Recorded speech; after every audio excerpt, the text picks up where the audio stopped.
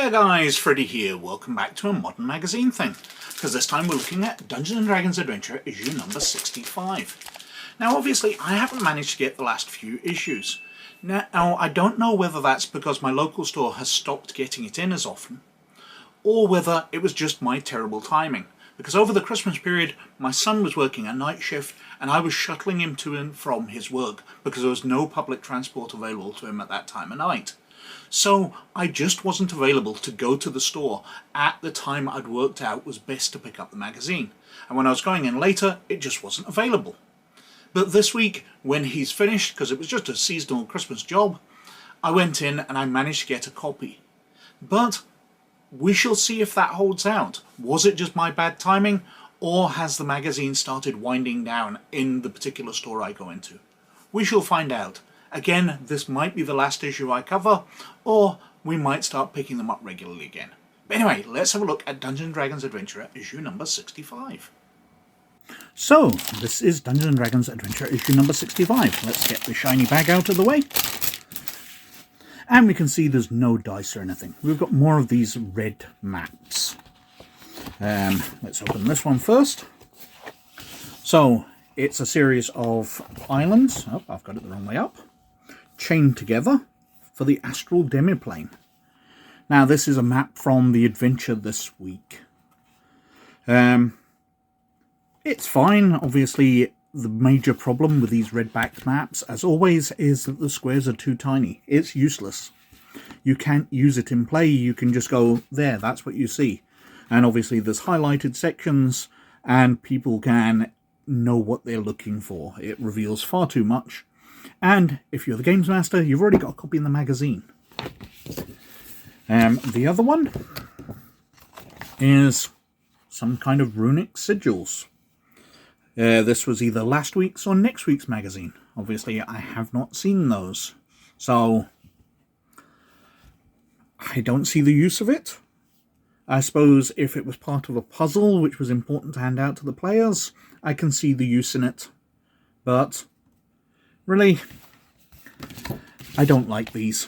I've actually thrown most of them out. In fact, my wife needed some card for something she was doing, and I gave her the maps just to use. But anyway, onto the magazine itself. So, issue number 65, new and exclusive adventure. Supersized zombies, undead giants, which is kind of cool. Trouble background, the haunted one. Elf or spider. Choldriths and chitines. Comedy and D&D, playing for laughs. So, going in, we've got the contents page telling us we're on Adventure 6, 65, Pandemonium Part 2. And we've got the Sage Advice, Rolling in the Isles, Madness Parts 1 and 2, Character Creation, Haunted One, and Lore, Giants Part 3 for Undead Giants and Chitines and Choldriths. And we're straight into Rolling in the Isles. Sometimes you've got to laugh. It's an article on using humour. And that's pretty darn good. People tend to think that your adventures have to be so serious. And they don't. You're playing a game. It's supposed to be fun. So having humour in it is very much accepted. And it talks about absurdism using things like Monty Python, callbacks, pastiche, satire, slapstick. It's giving us lots of suggestions on how and what types of humour you can use. Obviously, this is just 2 pages, and if they have follow-up articles, they'll go into these in more detail. But I like it. Then we've got madness. So, dealing with insanities, whether it's a result of poisonous spells, horrific sights, or long periods of isolation, madness is a real risk for intrepid adventurers in the Forgotten Realms. Where to face madness. How to implement it, how to cure it, madness in characters and NPCs.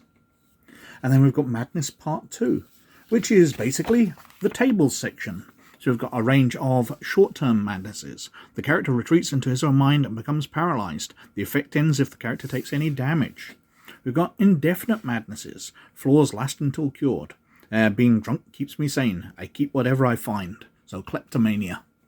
Be nice if they use the terms, but I suppose the description works slightly better if you're not aware of the real names. And then we've got long-term madnesses. They effect last 1d10 times 10 hours. Character suffers extreme paranoia. The character has disadvantage on wisdom and charisma checks. Then we've got a section on the Haunted One background. Bring some darkness to your character with this harrowing background. Role-playing a Haunted One and the benefits. It's kind of cool. And then lore, monsters. Giants Part 3, so we've got undead monsters.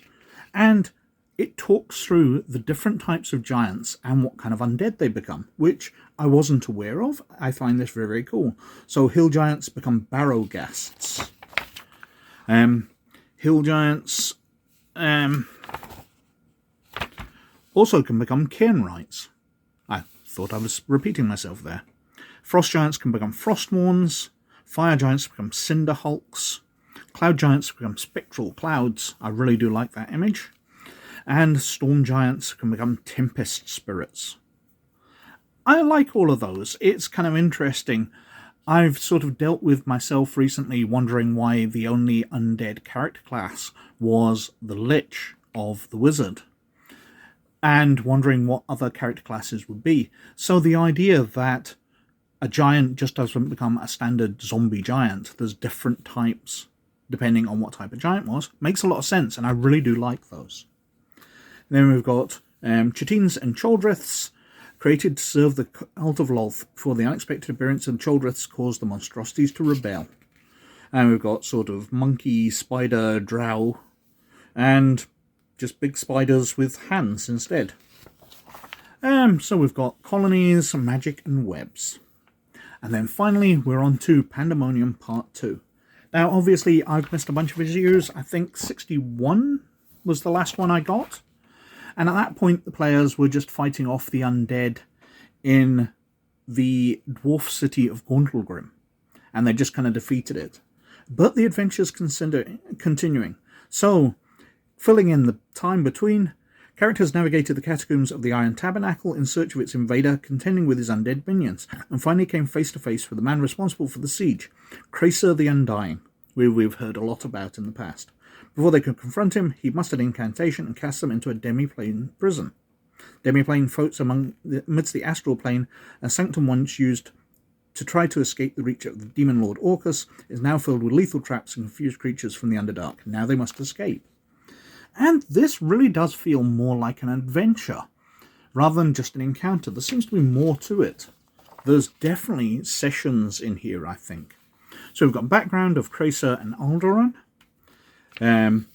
How to begin the encounter. So we've got some boxed out text. And we discover it's Cracer's demiplane. So it's the place he used to go. So he's left a bunch of stuff around here, plus there's a way of escaping.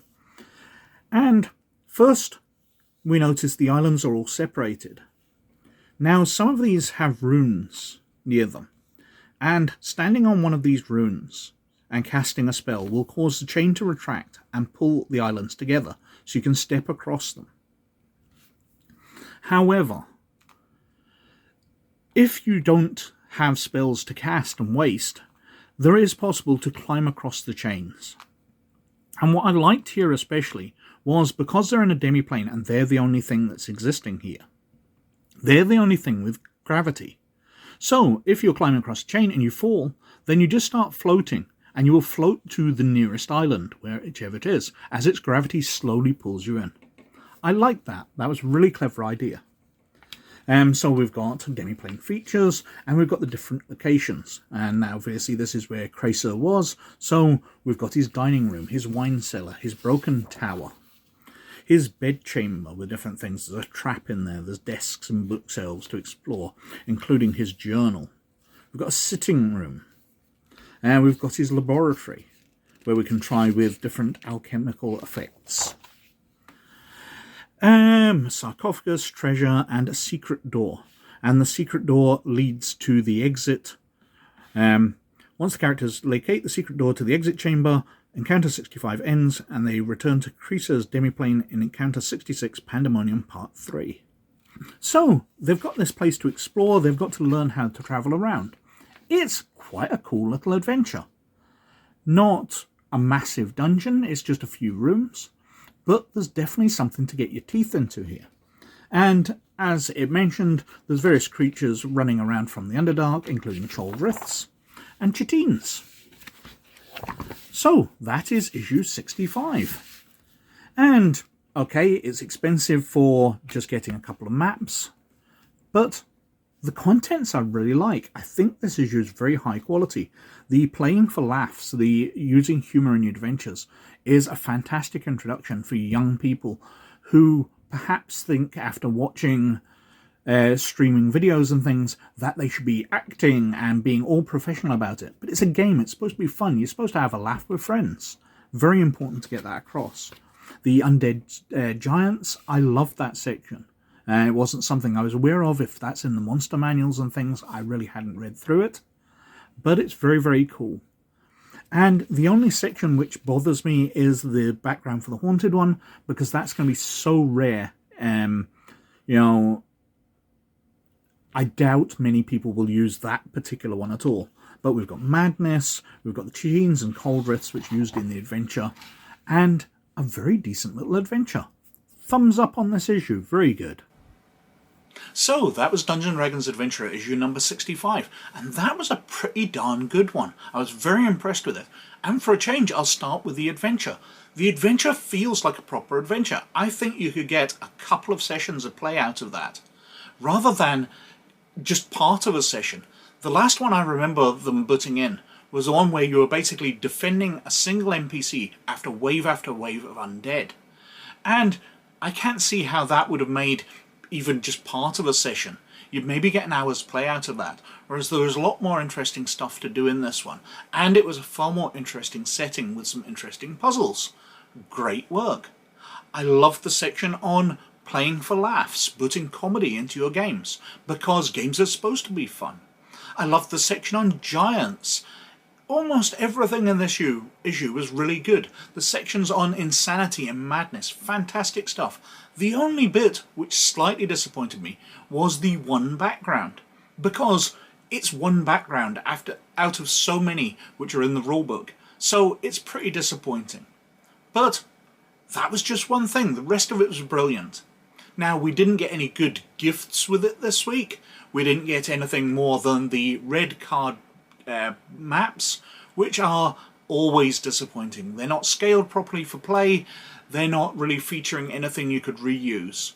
Whereas we had a few weeks ago an absolutely massive map, which was fantastic. If they'd kept that up, I would have been delighted. This would have been the best ever issue if they'd given us something like that. But alas, not this time. But anyway, as usual, I think I've been wittering on for quite long enough, so thank you very much for watching. As always, most of all, you look after yourselves, and I'll catch you later. Bye now.